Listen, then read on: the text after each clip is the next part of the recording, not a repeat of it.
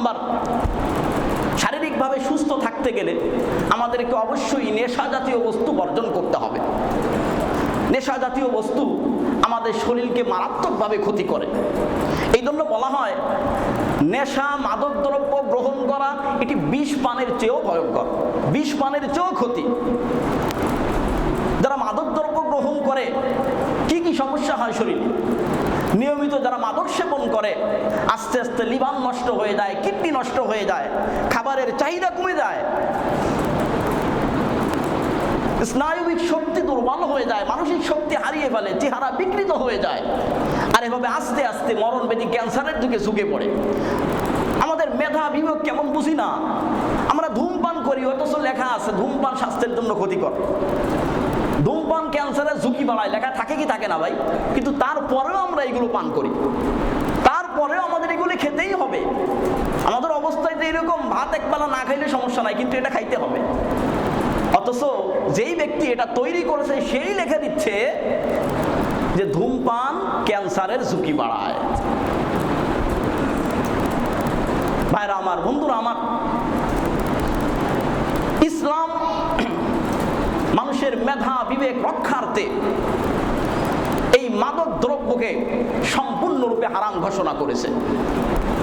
ইসলাম বলে দিয়েছে কুল্লু মুস্কিরিন হারামুন, প্রত্যেক নেশা জাতীয় বস্তুই হারাম। আল্লাহ রাব্বুল আলামিন চূড়ান্তভাবে মদকে হারাম করে কোরআনে কারিমে ঘোষণা করেন, ইয়া আইয়ুহাল্লাযীনা আমানু ইন্নামাল খামরু ওয়াল মাইসির ওয়াল আনসাব ওয়াল আজলাম রিজসুম মিন আমালিশ শাইতান ফাজতানিবুহু লাআল্লাকুম তুফলিহুন। যে তোমরা মদ, জুয়া, মূর্তি এবং তীর নিক্ষেপ, যেটা এক ধরনের জোয়ার মতন, তোমরা এগুলো থেকে বেঁচে থাকো। কেন? এগুলো থেকে বেঁচে থাকলে কি হবে? লাআল্লাকুম তুফলিহুন, তোমরা সফল কাম হয়ে যাবে। 4 নাম্বার, স্বাস্থ্যবিধি ঠিক রাখতে গেলে আমাদেরকে খাবারের ক্ষেত্রে সতর্ক থাকতে হবে। মাত্রাতিরিক্ত খাদ্য গ্রহণ করা যাবে না, বরং আমাদের পরিমিত খাদ্য গ্রহণ করতে হবে। ভাইরা আমার, বন্ধুরা আমার, আমরা যে খাবারগুলো খাই এই খাবারগুলো পাকস্থলী হজম করে। কে হজম করে ভাই? পাকস্থলী হজম করে। পাকস্থলীর একটা ধারণ ক্ষমতা আছে। আমরা যখন বেশি খাই, যখন ওভারলোড হয়ে যায়, পাকস্থলী তখন আস্তে আস্তে দুর্বল হয়ে যায়। আর এতে করে বদহজম, অজীর্ণ ভাব, পেট ফুলা, এছাড়া পেটের পীড়া সহ নানা ধরনের রোগ ব্যাধি এখান থেকেই সৃষ্টি হয়। ভাইরা আমার, বন্ধুরা আমার, কম খাওয়ার কারণে আসলে কেউ রোগাক্রান্ত হয় না। ডাক্তারের কাছে যাবেন, আপনি আপনার রোগের হিস্টোরি বর্ণনা করবেন, আপনার জীবন বৃত্তান্ত বর্ণনা করবেন, তখন ডাক্তার বলে দিবে আপনার জিহ্বার কারণে এই রোগ আপনার। তো কম খাওয়ার কারণে কেউ রোগাক্রান্ত হয় না, স্বাস্থ্য নষ্ট হয় না, বরং বেশি খাইলে, মাত্রাতিরিক্ত খাইলে কেবলমাত্র স্বাস্থ্যের ঝুঁকি বাড়ে। আমরা মনে করি খুব বেশি খাইলে মনে হয় শরীরে শক্তি বেশি হয়, না, বিষয়টা এরকম না। বরং খাবার খেতে হবে পরিমিত।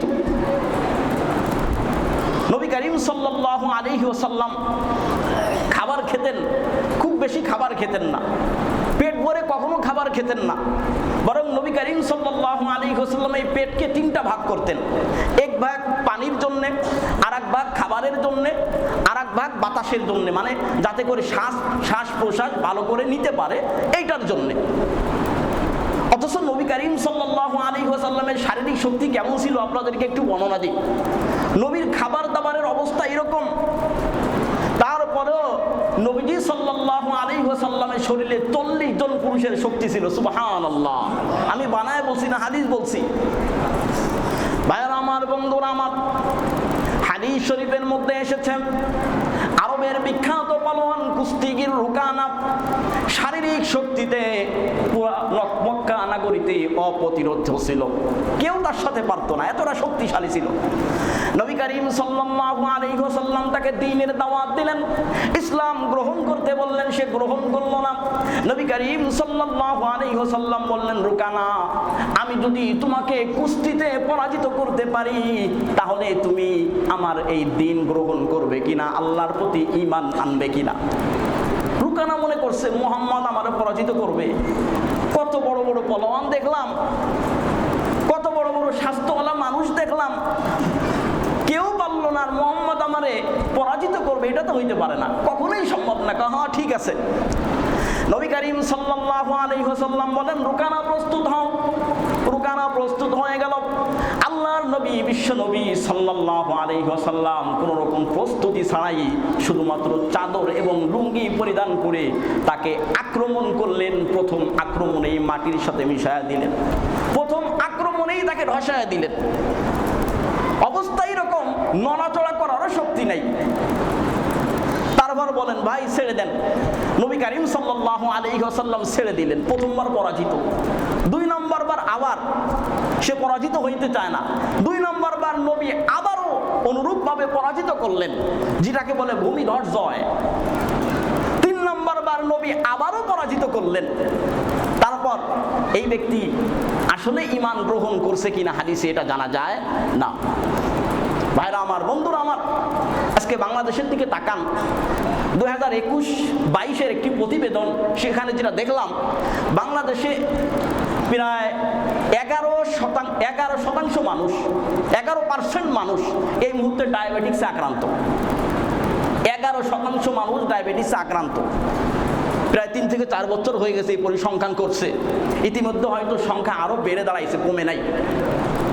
এই ডায়াবেটিসের মূল কারণ কি? এই ডায়াবেটিসের মূল কারণ হলো জিহ্বাকে সংবরণ করতে না পারা, জিহ্বাকে নিয়ন্ত্রণ করতে না পারা, যা মন চায় তাই খাওয়া, যত মন চায় তত খাওয়া। ভাইরা আমার, বন্ধুরা আমার, ডায়াবেটিস মুক্ত জীবন গড়তে হলে, ডায়াবেটিস মুক্ত বাংলাদেশ গড়তে হলে নববী ফর্মুলা আমাদেরকে অবশ্যই পালন করতে হবে।